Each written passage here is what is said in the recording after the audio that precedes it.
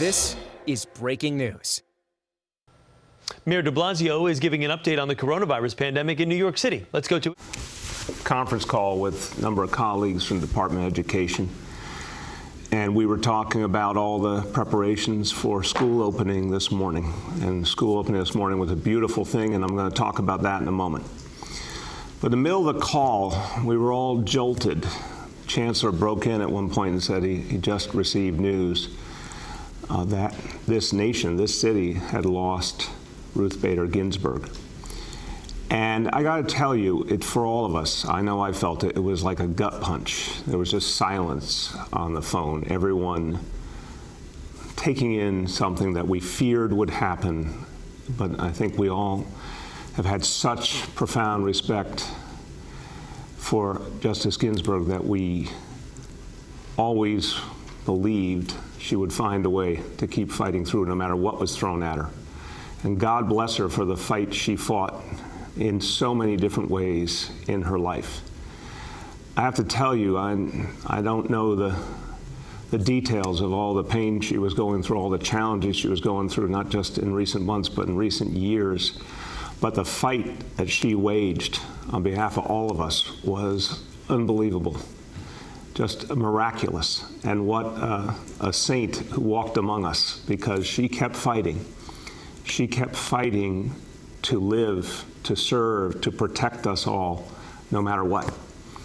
And that strength, that tenacity, gives us the possibility that justice may be served and that she may be replaced by someone worthy of holding her seat. But remember, that strength, that tenacity, it's who she was and why we admired her so much. But it also comes from her roots in this city. Proud daughter of Brooklyn. Someone who learned as a child growing up in New York City to be strong, to be resilient, to take what was thrown at her and then fight back. And she did that fighting for the rights of women. And she did that to ensure that justice would be done by our courts.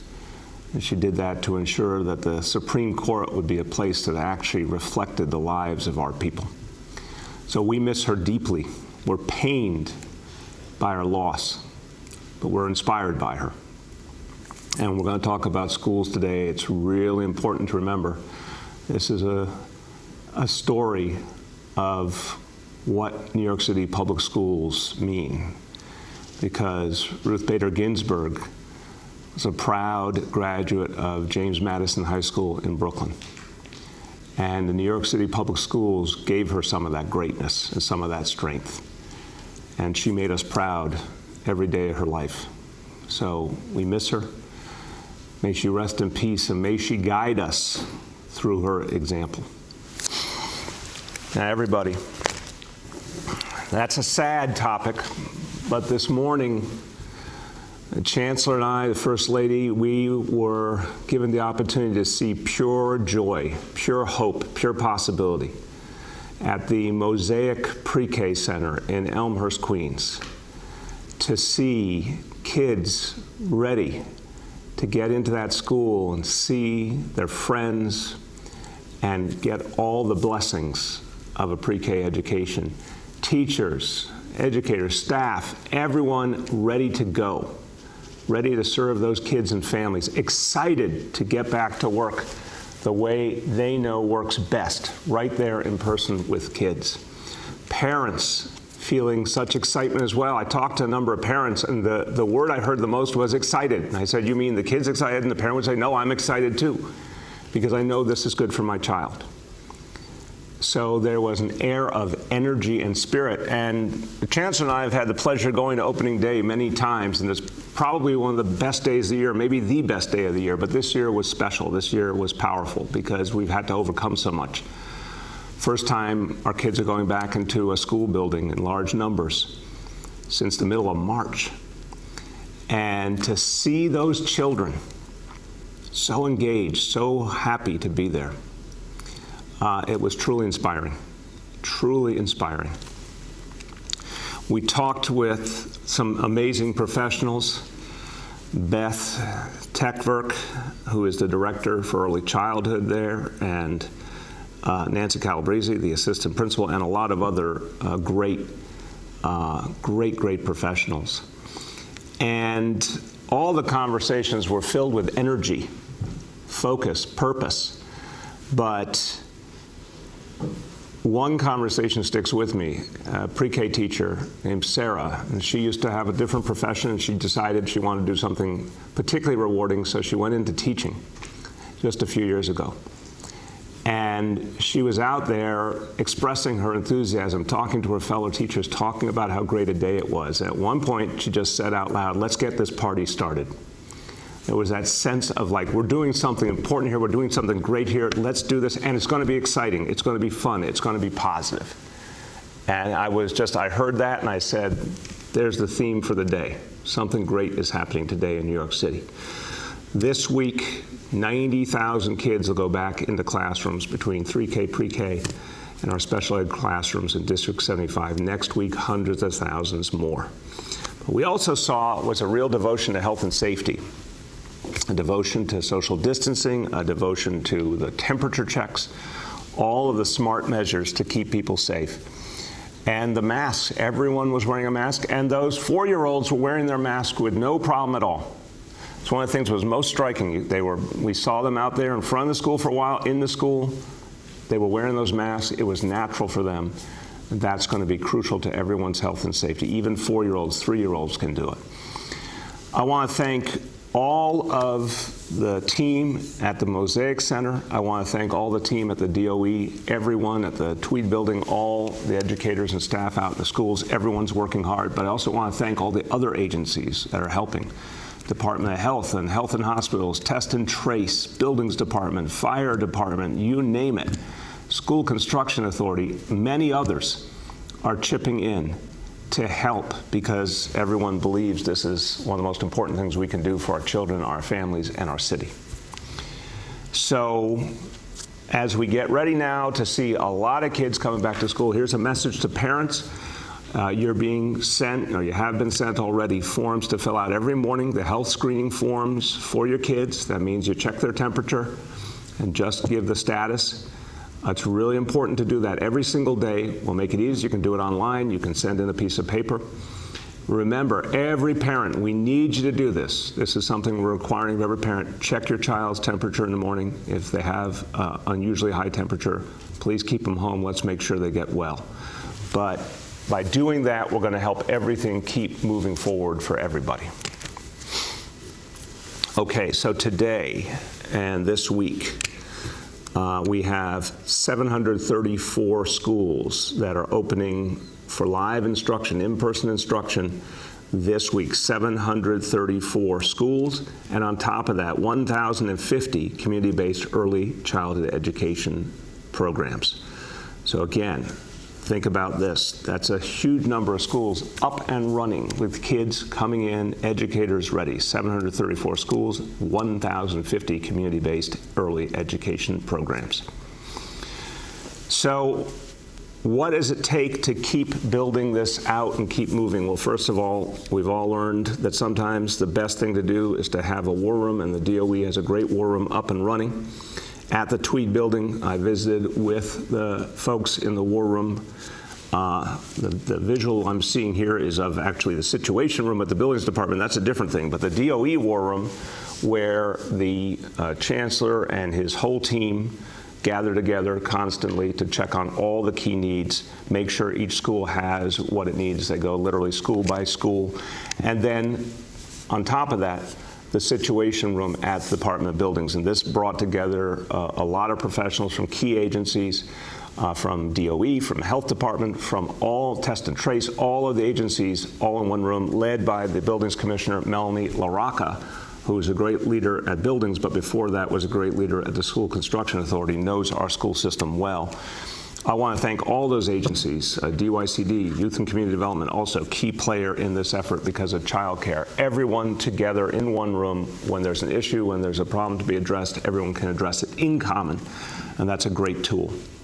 And speaking of childcare, the childcare program also starting now, the Learning Bridges Initiative, free childcare, supervised learning for kids from preschool up to 8th grade This is meant to help working families, to help families dealing with some of the greatest needs. It will be determined on a priority basis which families need the help the most, but this is now building out, and again, free to all.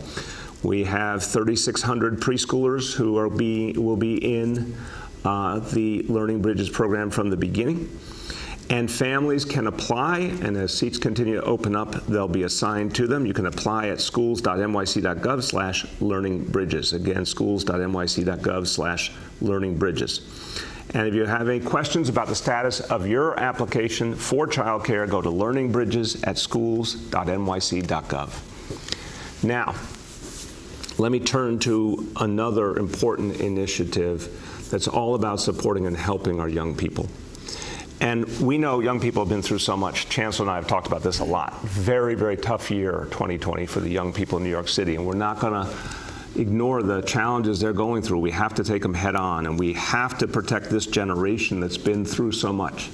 And who's been through the most are children of color, who have gone through this crisis in a disproportionate way and felt the pain of their families and their communities the most. And that's particularly true for young children of color, particularly young boys, because they have been put through so much in the crisis, but before, because of the challenges and problems of this society that we must address head on. One of the things we can do most is provide mentorship.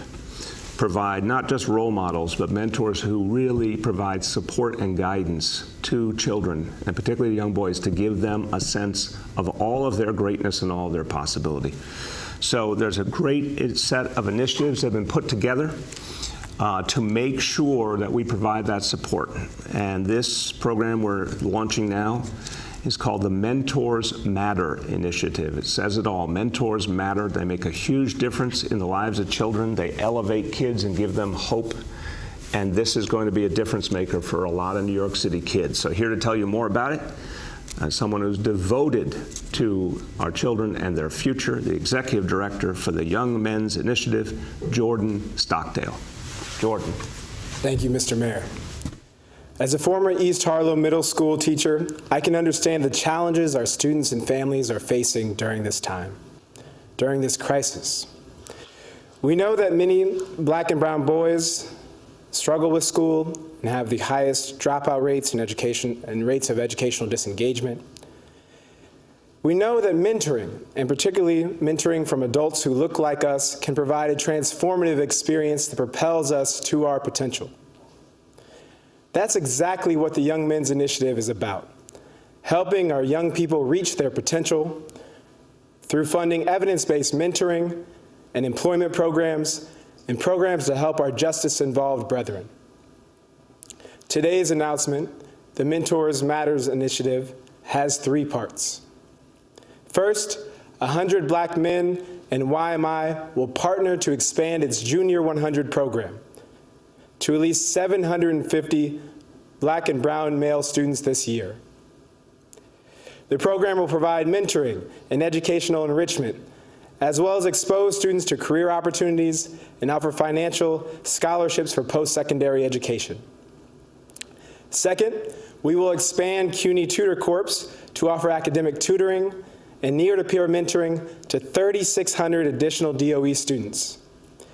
CUNY students who are within the New York City Men Teach program will be prioritized for this paid opportunity. These students are all males of color who are succeeding in their college programs and who are ready to impart wisdom on a slightly younger version of themselves.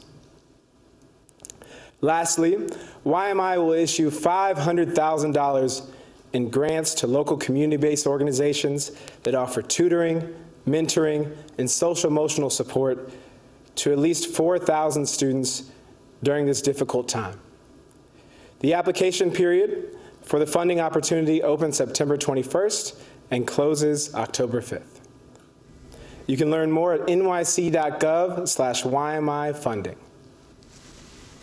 Thank you very, very much, Jordan. Thank you for all you are doing. And everyone who's going to be a part of this initiative, just want to say thank you. It takes a lot of heart and a lot of love and a lot of commitment to help bring along our young people, but they feel that sense of investment and concern they feel when adults believe in them. They really can tell.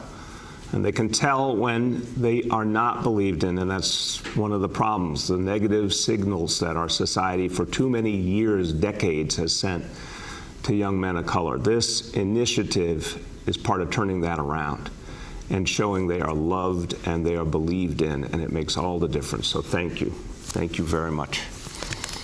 Now, everyone, we talked about a lot of things going on with our schools and our young people, but now it's important to be reminded of something that affects all of us, the census.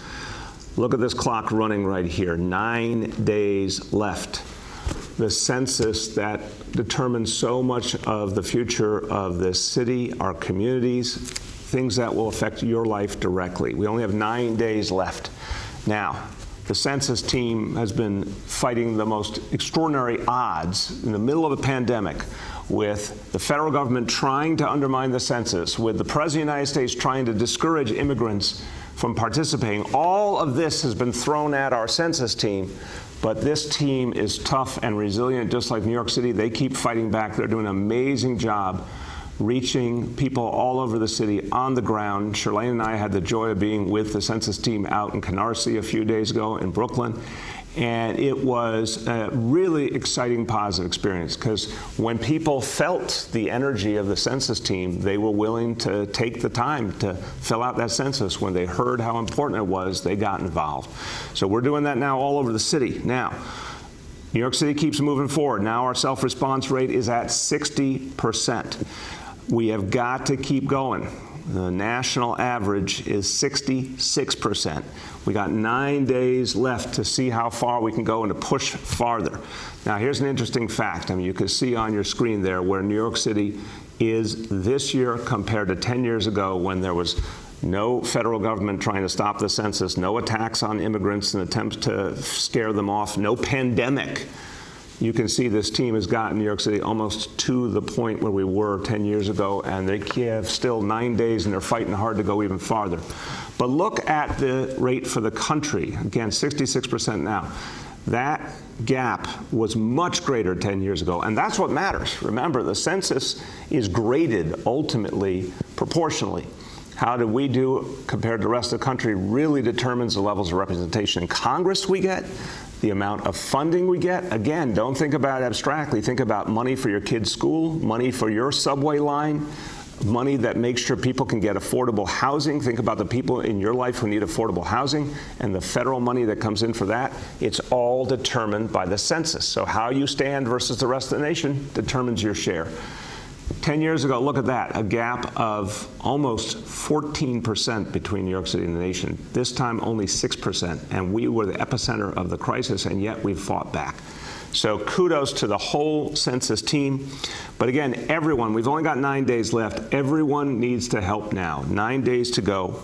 The team is out across the 5 boroughs. They're taking all sorts of actions to draw attention to the census, get people involved. 100 different events and actions planned in the next 9 days, focusing on neighborhoods that have the lower response rates in the city. That includes Wakefield, Corona, Richmond Hill, Jamaica, East New York, Cypress Hills, Canarsie, and the North Shore of Staten Island. All those areas we're going to put extra attention into.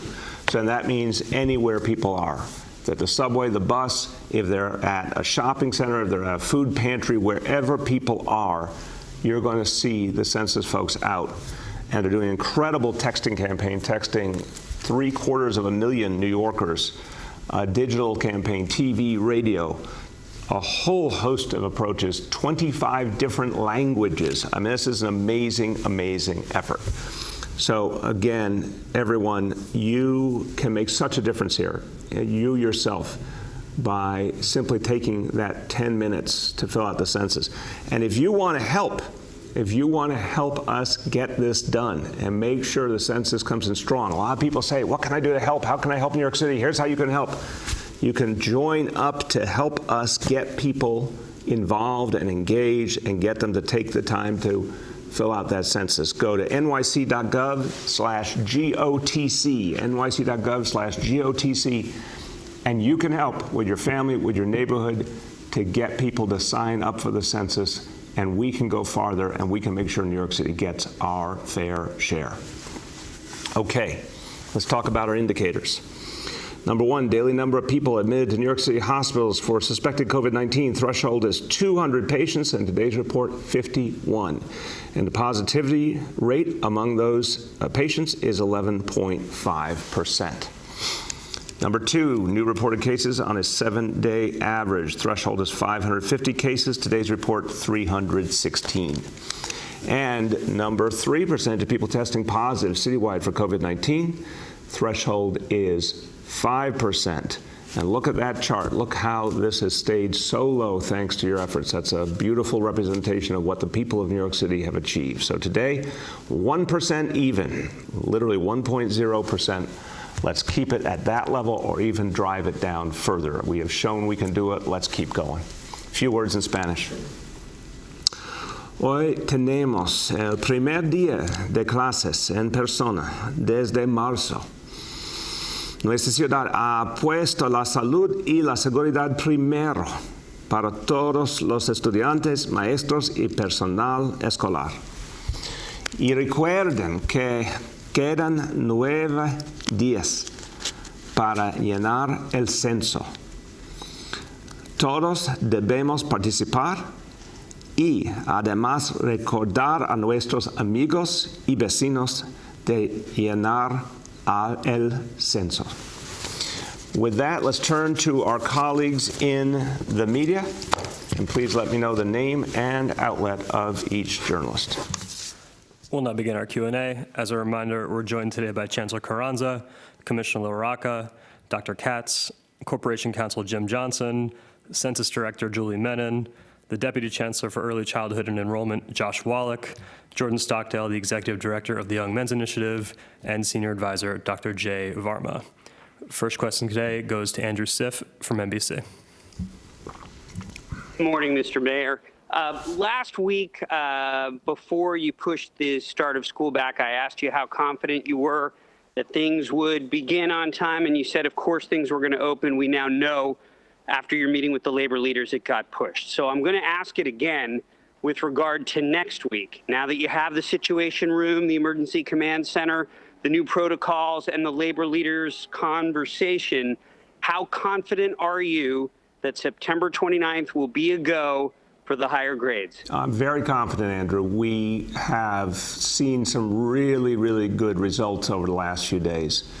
And this morning, strong liftoff, and you heard it's a huge number of schools and early childhood programs, and they're starting strong. So I feel very good about the trajectory we're on. Go ahead.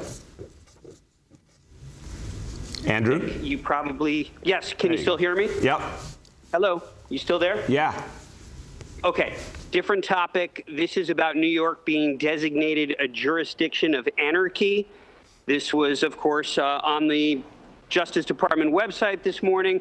I'm wondering, what is the net effect of that? Is it pure politics, or does this actually mean something for New York City since the federal funding had already been withheld? I'm going to start, and I'm going to turn to our Corporation Counsel, Jim Johnson. Why don't we cut off that background noise there? I was out in Elmhurst, Queens this morning. I saw peace, tranquility. I saw people going about their business, people excited that it's the first day of school. I saw anything but anarchy. So this is just another one of President Trump's games. It's thoroughly political. It's part of his campaign strategy. It makes no sense. It's not based in the facts in the least. It's insulting to the people of New York City. And his effort to withhold our funding is unconstitutional. And with that, I'll turn to a real expert, someone who, before he became our Corporation Counsel, served at the highest levels of the federal government and fully understands the relationship between the federal government and our cities, our Corporation Counsel, Jim Johnson. Thank you, Mr. Mayor. And you are absolutely right. The president does not have the authority to change the will of Congress. We are preparing to and will be prepared to fight this in court if ultimately, because this has to go through a number of steps, he actually takes concrete steps to withdraw federal funds. And not only is it unconstitutional, the designation of anarchy doesn't even pass a common sense test. And if need be, we can send, in addition to our legal filings, a dictionary, because what we have in New York is not anarchy, and what we have is a city moving forward under difficult circumstances, made more difficult because of the threats to withdraw federal funding. Thank you, Jim. The next is Bridget from WNYC. Hey, good morning, Mr. Mayor. Hey, Bridget, how you doing? I'm good. Just some follow-up questions on schools today. I wanted to start with Learning Bridges, the child care program that was supposed to be priority for DOE employees.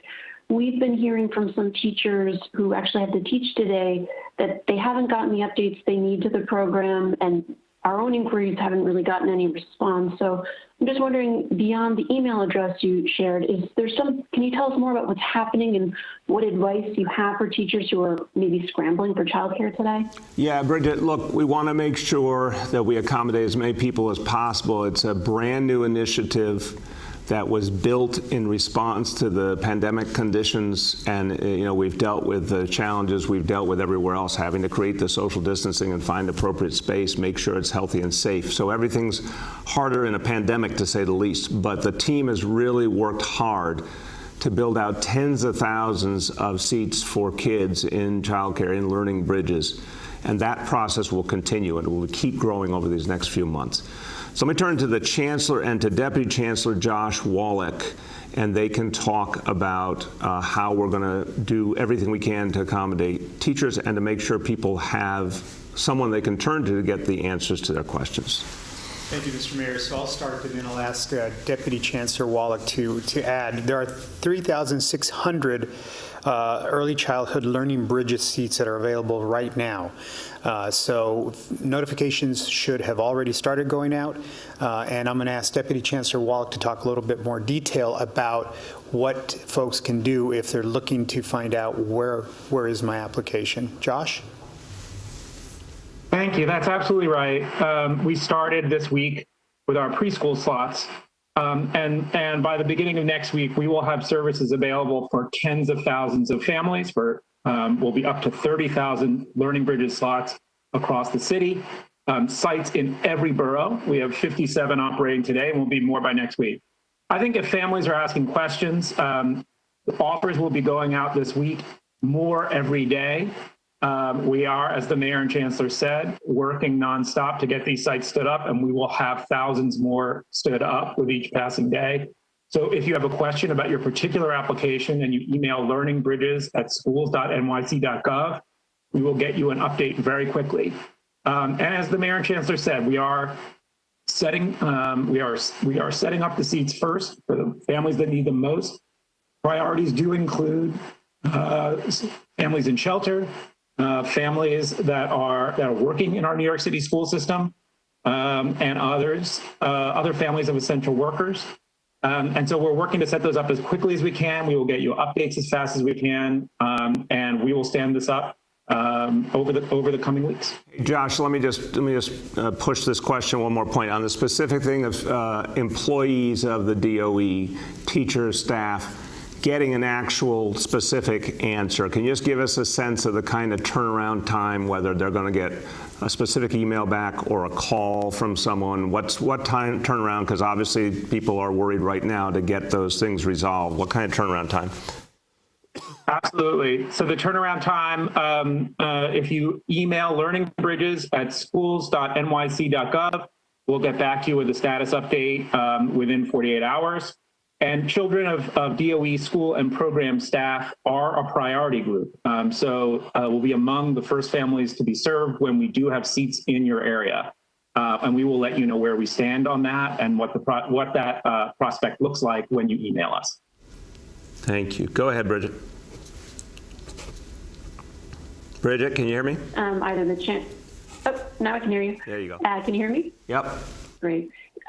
Can either the Chancellor or someone talk a little bit more about this new building captain's role that was announced today? what DOE staff's responsibilities will be. Is it something beyond just taking attendance?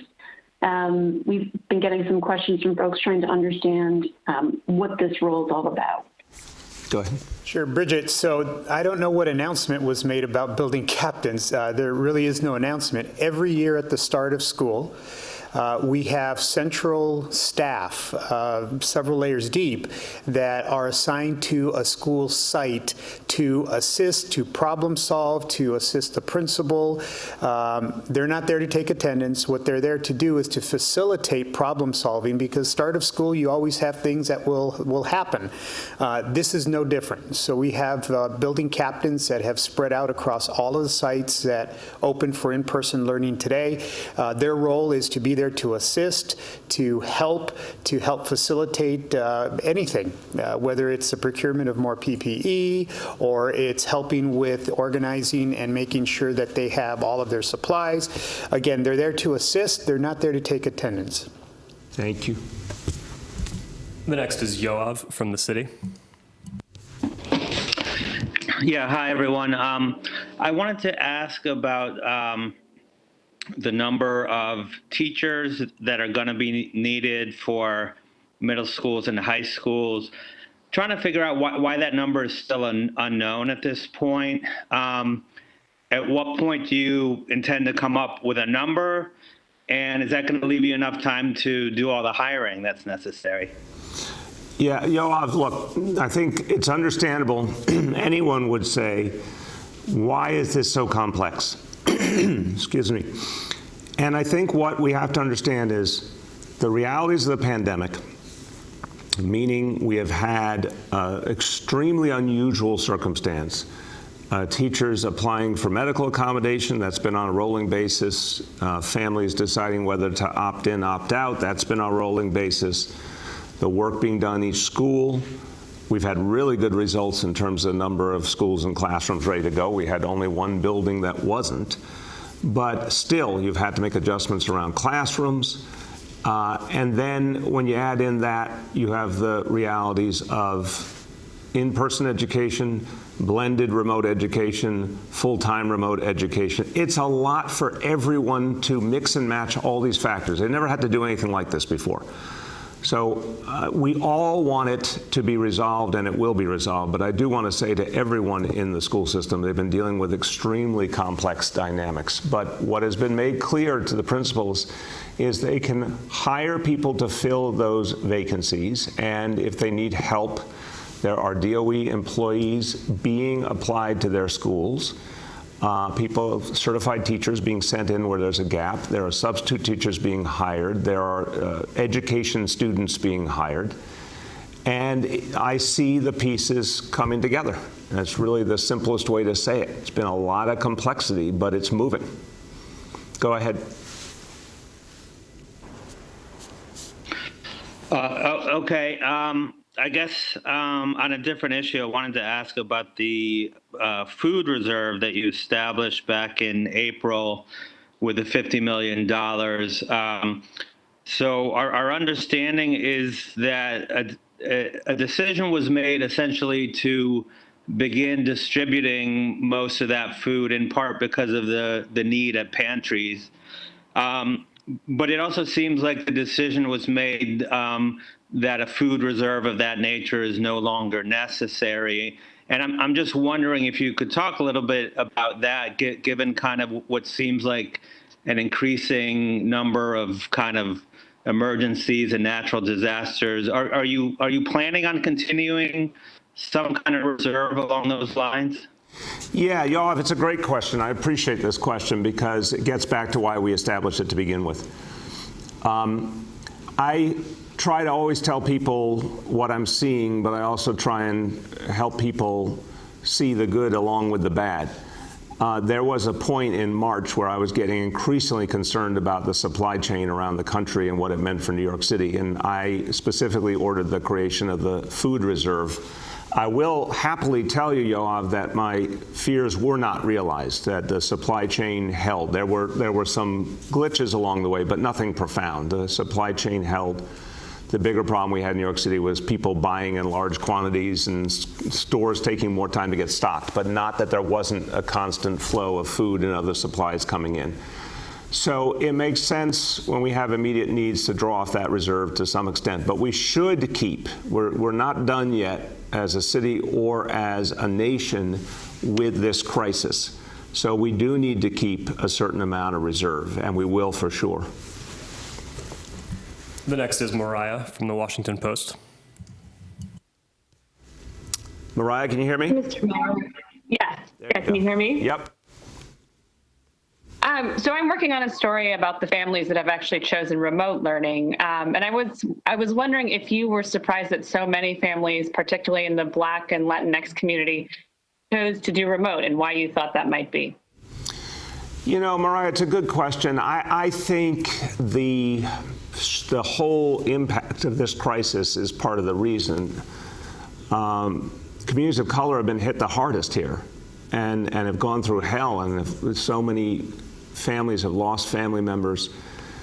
It makes sense that there would be real concern and real caution. At the same time, I will tell you, obviously, the vast majority of our school children are from communities of color. And we have hundreds of thousands of families, like we saw this morning in Elmhurst, Queens, that want their kids back in school. So I am not surprised at all that a lot of people wanted to start with remote out of an abundance of caution. I'm not surprised by the many, many people who want their kids back in school for many reasons, including, that they have to get back to work or they really think it's best for the kids' education.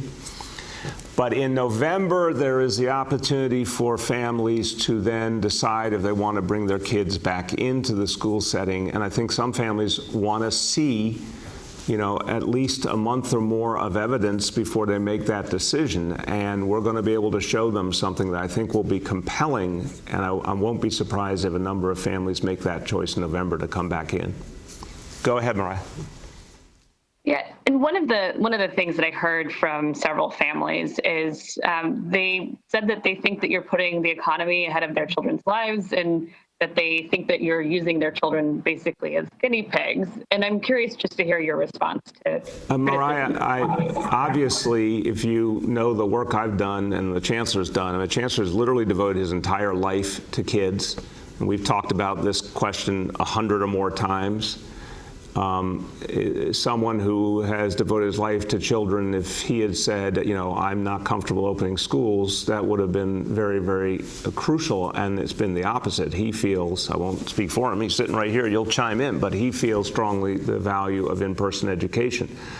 I feel it as someone, as a public school parent myself, as someone who worked on education issues now over the last 20 years, that we really ended up cheating a whole lot of kids in the last months of last year, not because anyone meant to, but because remote just couldn't give them what they needed, especially less privileged kids.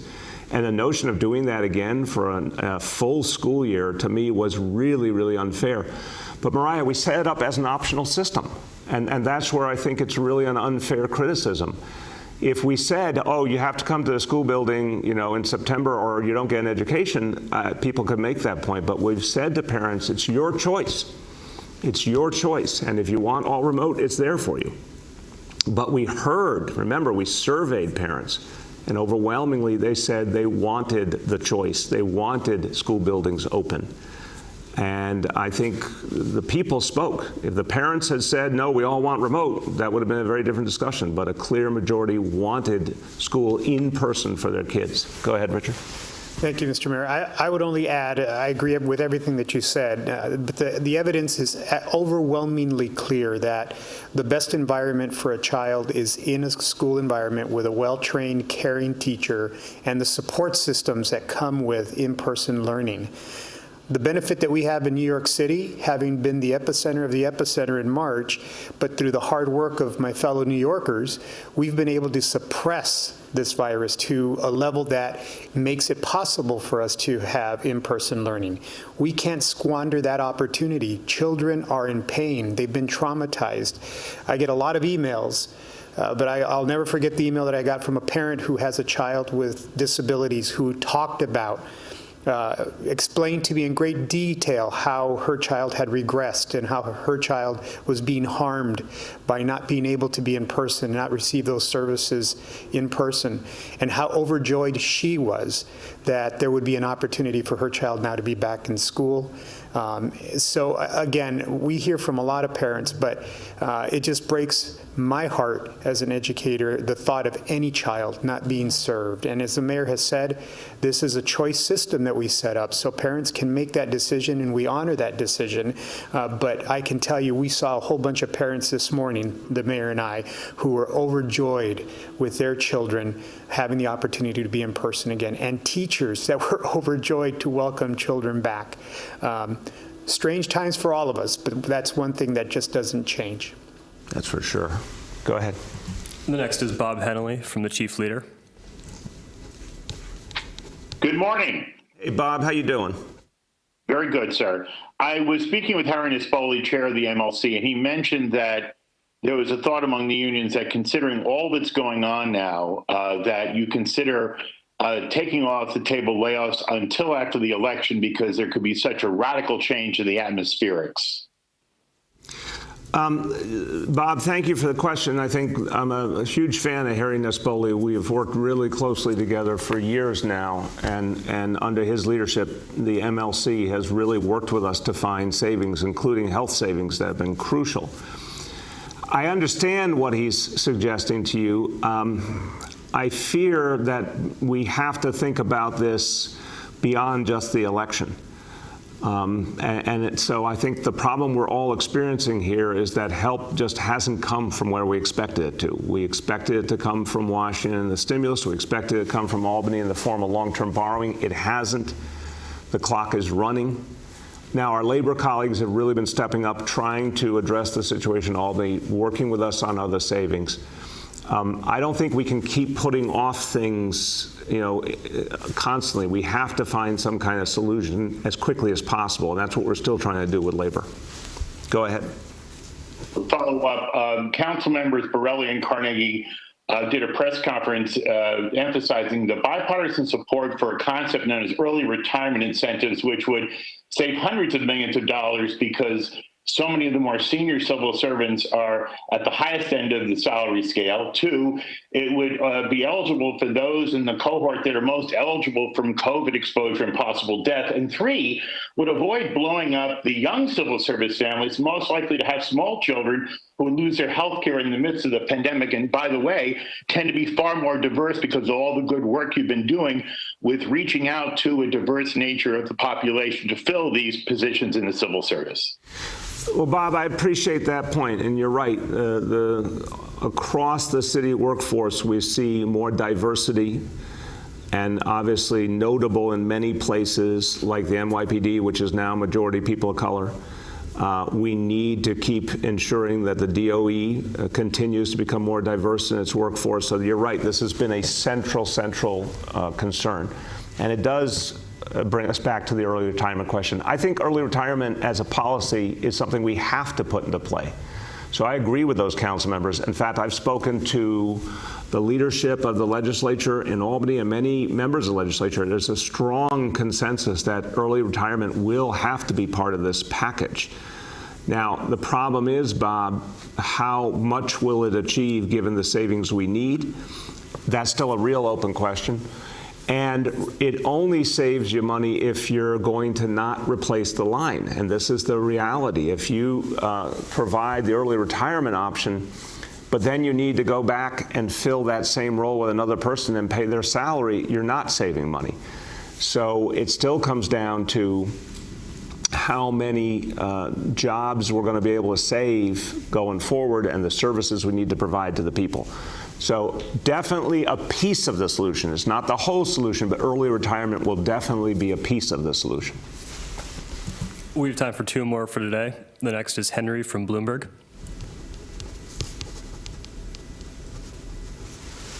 Henry, can you hear us? Yeah, I can hear you. Can you hear me? Yes, sir. Okay, good. How are you doing? Good, man. How are you? I'm okay.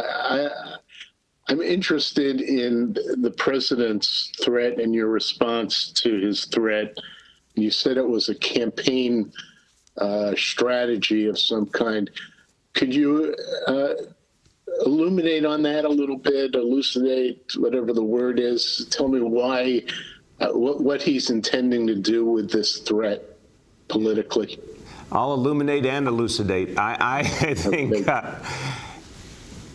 Henry, it's all about race, and it's all about attempts to divide and to enthrall his base by attacking the other. This is what this guy does. It's the only trick in his book.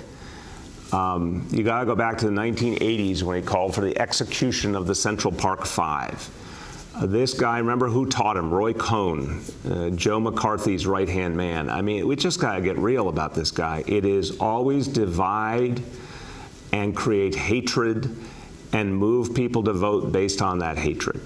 So, you know, he turns his attention to urban areas, which he wants to associate with people of color. In another way, of course, he wants to associate with Democrats and progressives. He treats them as the other. He tries to convince a lot of people in this country that we all are the problem, and he will save his voters from all of us. There's just no president in history who's been this irresponsible and divisive, but it's the only trick he knows. So he long ago could have decided to serve everyone or try and create a broad coalition.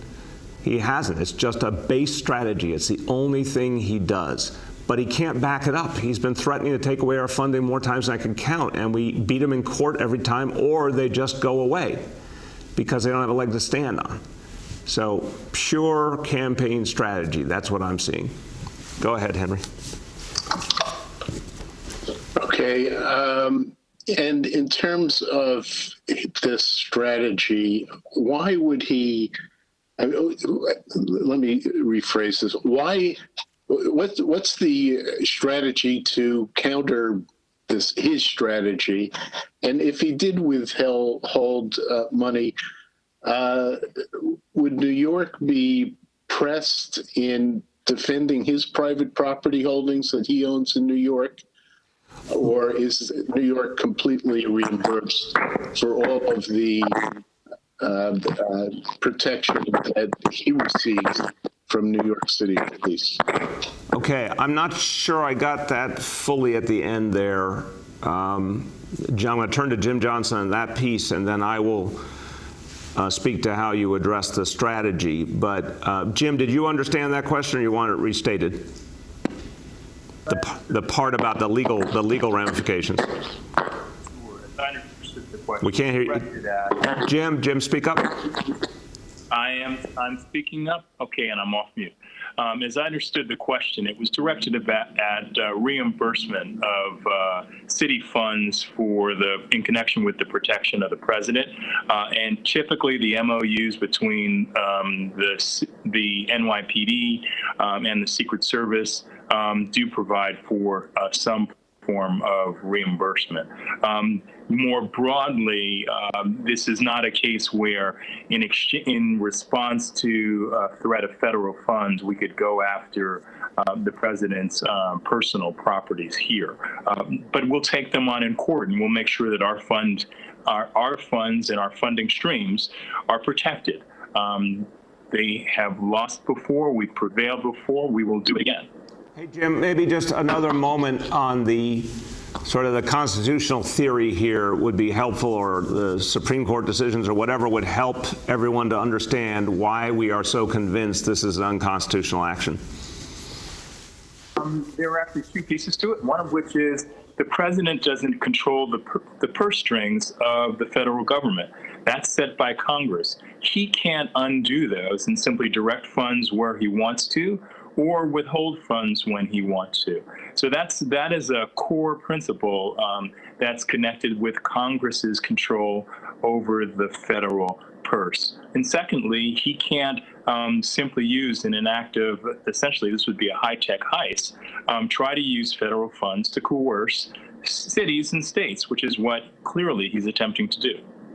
A high-tech heist. Well said, Jim. And Henry, to the last piece there, Look, I think the answer when you confront hatred is to overcome it with a positive vision of a country working together for a common cause, particularly as we're fighting back through this pandemic. I think people are hungry for a positive vision. They're hungry for a sense that there can be unity. They're just fatigued by all the negativity and hatred coming from President Trump. And of course, on top of that, something I think Joe Biden understands deeply, speak to working people about their lives and what they need. And people need to hear a vision of how they'll have health care for their families, how they will have jobs again that they can live on. This is an area I think Joe Biden can be very, very strong on because everyone understands he empathizes with working people. And I think that combination, hope and unity on the one hand, and a vision of a nation that's actually devoted to working people again, is the winning formula. We still have time for two more for today. The next is Rima from Chalkbeat. Hi, Mr. Mayor and Chancellor Carranza and everyone on the call. So I have two schools-related questions. My first one is just a follow-up on learning bridges. I heard the answers from before. I just wanted, though, to press a little bit further. Just wondering, we knew that this is a general timeline for instruction to begin, and I'm wondering why weren't seats opened up? Why weren't more seats ready for teachers who are going back to work, who don't have children in pre-K but still need childcare? Like, why has there been a delay in providing those folks with seats starting today? Yeah, Rima, I'll start and I'll turn to Deputy Chancellor Wallach. The fact is, again, Learning Bridges was being created from scratch on a very, very tight timeline. And making sure that we could build this out aggressively, quickly, safely. It's been a really challenging endeavor, but we're getting there and the numbers are really going to grow.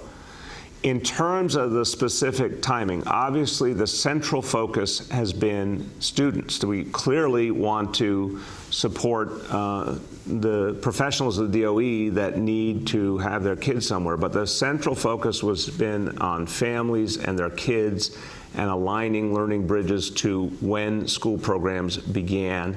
And that's where the numbers would be, not as much, of course, with the children of DOE staff. So I think that's the central reason it moved with the opening of each level of school. But the Deputy Chancellor can add to that. No, thank you. And just to underscore, the fundamental purpose of the program is to give a safe and nurturing environment for children to be in while they're not able to be in school buildings or programs because of social distancing requirements. And so we brought our preschool programs on today so that students who are not able to be in their home preschool program will have a safe and nurturing place to be the rest of the week. And next week, we will bring the school age seats on, and we will have opportunities available for close to 30,000 children by next week. I think the other piece to keep in mind is that, again, we are targeting certain neighborhoods that were hardest hit by the pandemic, and certain groups. And again, those are families in temporary housing, families residing in New York City Housing Authority development, children in family foster care or receiving child welfare services, students with disabilities, children of essential workers, and children of DOE school and program staff, including the staff of Learning Bridges itself. We'll be working to bring these sites on as quickly as possible. We are trying to match them with particular schools so that we can keep cohorts of children together, and that's another complexity of standing a program like this up in a pandemic that we just need to keep in mind. When we launched Pre-K for All, we put seats everywhere and any child could go to any seat. In this case, on an even tighter timeline, we're trying to stand up sites that are matched to particular schools so we can keep cohorts of kids together. And that being said, we'll still have tens of thousands of seats soon. We're going to be reaching out to families, and you'll hear from us within 48 hours if you email us. And over the coming weeks, we'll have many, many more opportunities available. We want to serve everybody who needs it. We're going to get there. We're going to get there over time. Go ahead, Rima. Thanks. My second question is about devices for kids. I'm hearing from many schools, principals, teachers, and a couple of parents who have said that their schools have not been able to provide devices for everybody who's requested one for this fall. And it seems that some of, a couple people have said they just can't afford it from their budget. But the other issue I'm hearing about is that school leaders themselves just weren't aware until about mid-August that they'll now be responsible for fulfilling these requests, that it's not going to just come from the DOE. And then that sort of delayed their ordering of devices. And now the schools that have been able to afford it are just waiting on delivery. And so it sounds like, there's a chunk of kids at their schools who might be able to use like a parent's cell phone or something, but then there's a number of kids who they're not even sure are going to be able to log on as they wait for the device to come in. And it's for a variety of reasons. It sounds like broken devices, or they've decided they don't want to share with two siblings anymore.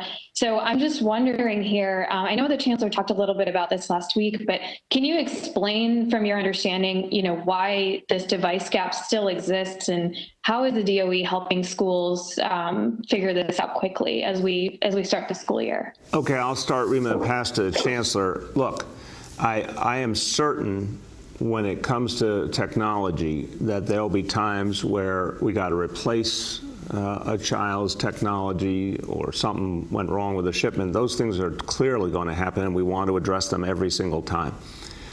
And the chancellor will speak to the transition of coming back to school and what was the responsibility of schools versus DOE Central. But I want to make sure we put the horse before the cart here.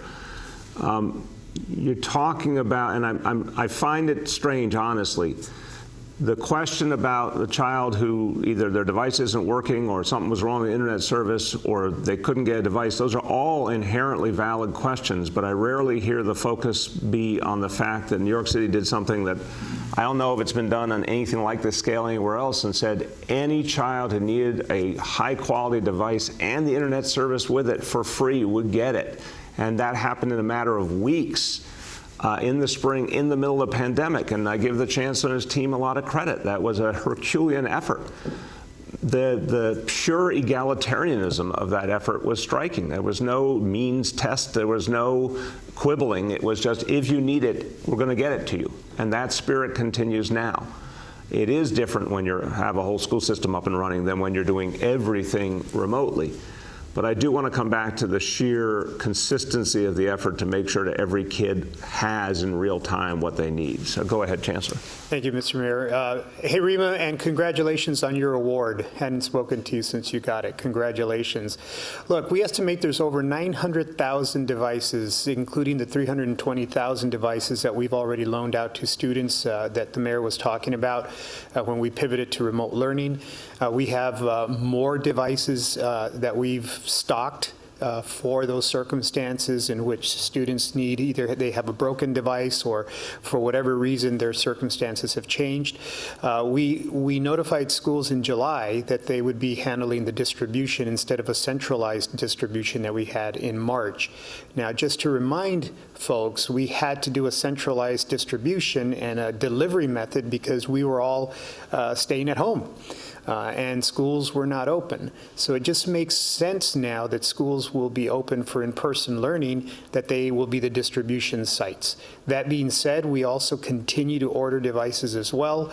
And families, I'm going to encourage families to be in touch with their school communities. In fact, last week when we had the orientation days, they were precisely for this reason, so that families could connect with schools. If they needed a device or they needed anything else, the school would be aware and prepared to provide that for the student. So again, stay in touch with your school communities. We're working very closely with our schools, and we will not let a student that needs a device not have a device. Amen. Last question today goes to Kala from PICS. Hey there, good morning. The DOE login page was down at 9 a.m. this morning for 10 minutes, affecting Zoom and TeachHub.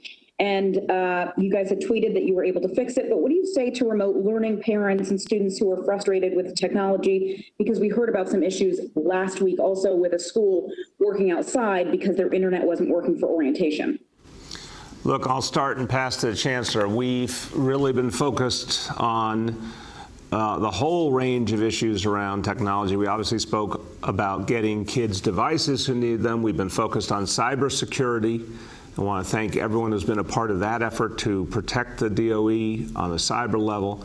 We also have been in touch with the key providers, Zoom and others, to make sure their capacity was sufficient for handling the restart of New York City public schools. And all the companies involved have been confident. There's clearly going to be problems sometimes, but structurally, I think we're in good shape. Chancellor, you take it. Thank you, sir. I really appreciate the context. Yes, at 9 o'clock for about 10 minutes, there was some difficulty with the login page. It was very quickly remedied. It's up and running, so Zoom, Google Classroom, Microsoft Teams, all the other platforms are up and running, and we're monitoring that. I think it's a good example of how it's all hands on deck. We have, the mayor's referred to the war room, where any issue is immediately escalated so that we are able to get on it. We got on it within 10 minutes. Everything's working. I'm also going to encourage any parents or students that have any questions to go to schools.nyc.gov/tech support, and that's for any question, whether it's a logon question, whether it's an ID question, a student ID, a student email. You'll be able to get the support that you need there. But again, I think the systems are working. We're identifying any glitches and resolving them immediately. Go ahead, Kala. All right, and then Mayor, I wanted to follow up on Bloomberg's question regarding the president and what's going on with New York City. Do you believe that President Trump is racist? I'm very sad, Kala, to have to say this. I've believed for a long time that President Trump is racist, and it's sad. It's sad. It's not something anyone should take joy in saying about the person who holds the highest office in the land, but it's true. It's true in what he's been doing throughout his life. He's always tried to racially divide this country. And he's trying to appeal to the notion that somehow America's going to go back in time and be an all-white country. And first of all, it never was. And second of all, no, we're going to be a more diverse country with every passing day. In the not-too-distant future, we're going to be a majority people of color country. We should be proud of that. We should embrace who we are. We should embrace the fact this country is great because of all of our people coming together over generations. But no, he doesn't like it. He doesn't like that reality. And he's tried to very cynically appeal to people who are scared of that evolution of our country and use that fear to win votes. And it's really disgusting, but that's who he is. All right, let's turn to a better topic at the ending, which is our parents, our kids. The fact that this morning we saw, again, pure joy, pure hope, pure possibility. If you want to be inspired, just go outside one of our schools as kids are coming in to start the day, as teachers are welcoming them, as parents are saying goodbye to kids and wishing them a good day in school. And it's enthralling because you see this city fighting back, coming back, and you see our kids getting what they need. They yearn for that chance to get into school again. I mean, the kids this morning, they were really, there was something to watch. They were ready. 4-year-olds, they were ready. They were filled with energy.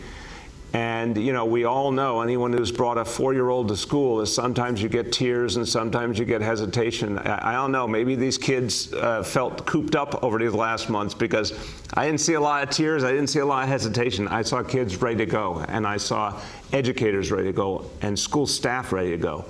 And it's an inspiration for this whole city.